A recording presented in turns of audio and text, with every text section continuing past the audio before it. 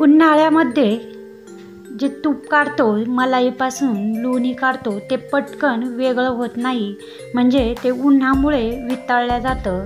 आता तूप काढताना ताज्या मलाईमध्ये अशा 2 वस्तू टाकायच्या आहे की ज्याने या पद्धतीने तुपाचे गोळेचे गोळे असे काही सेकंदात असे गोळेचे गोळे लोण्याचे साईपासून वेगळे होतात. आता सगळ्यात आधी ही 9 ते 10 दिवसाची साई आहे. आता यामध्ये दही टाकून मग 8 ते 10 दिवसाची साई साचवलेली होती.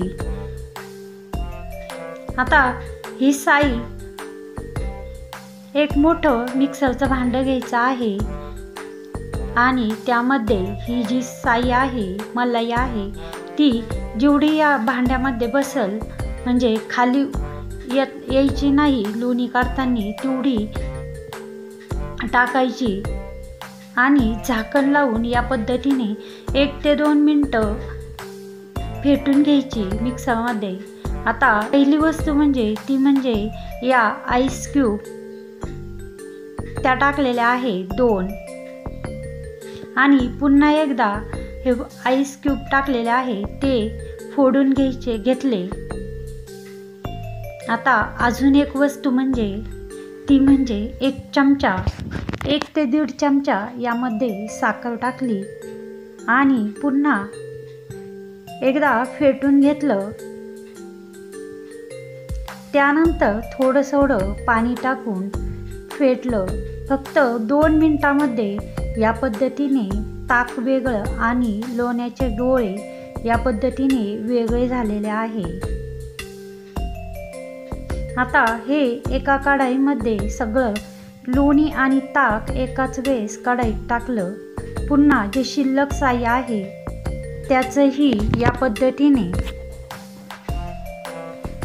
2 ते 3 टप्प्यामध्ये आणि अगदी 1 मिनिटामध्ये हे लोणी या 2 वस्तू टाकल्या की हे लोणी साईपासून वेगळं होतं.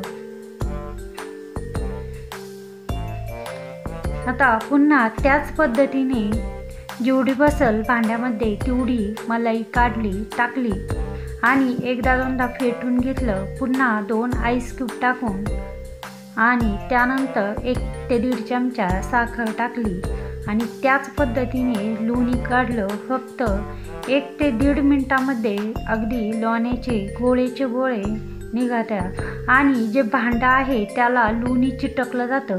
पण यामध्ये असं काही न होता भांड्याला अजिबातही लोणी चिटकलेलं नाही. आता 1-2 मिनटं अजून फक्त घट्ट गोळा लोण्याचा पाहिजे असेल तर चमच्याने या पद्धतीने लोणी आणि ती जे ताक आहे ते हलवून घेतलं. ते एकदम घट्ट असा ताका वेगळा, म्हणजे अजिबातही एक थेंबही ताक न शिल्लक असता या पद्धतीने आणखीन मोठा एकाच वेळी चमच्याने हलवलं की गोळा बनला जातो. या पद्धतीने मी चमच्याने हलवलं तर सगळं लोणी एका ठिकाणी गोळा झालं या पद्धतीने.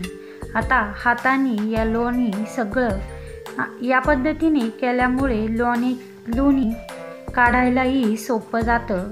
थोडं काढण्यापेक्षा एकाच वेळेस या ताकातून लोणी काढता येतं. या पद्धतीने एकदम छान असं लोण्याचा काही मिनिटात म्हणजे फक्त 1 ते 2 मिनिटांमध्ये हे साईपासून तूप निघालेलं आहे, लोणी झालेलं आहे. आता तूप बनवण्याचीही कढवण्याचीही एकदम सोपी पद्धत. आता जास्तचं भांडे न पडता त्याच कढईमध्ये ताक ओतून घेतलं एका भांड्यात आणि त्याच कढईमध्ये आता उन्हाळ्यामध्ये मातीच्या भांड्यामध्ये हे ताक ठेवलं तर चवीला खूप छान लागतं. आता एकदम घट्ट असा या पद्धतीने लोण्याचा गोळा झाला, काढवायला ठेवलं. 2 ते 3 मिनिटांनंतर लोणी जे आहे मेल्ट झालं, म्हणजे असं पातळ झालं. तर थोडे पाणी जे शिंतोडे या पद्धतीने टाकलं तर काही मिनिटात तूपही काढलं जातं आणि एकदम छान असं तूप बनलं जातं, सुगंधित असं. आता तूप जास्त दिवस टिकवण्यासाठी जो लोणी काढताना तुपाचा जो खालचा भाग आहे म्हणजे बेरी ती काळी न होता अशी एकदम लालसर झाली की तूप 6 ते 7 महिने न वास येता एकदम छान असं टिकलं जातं. अजिबात सफेद न ठेवता लाल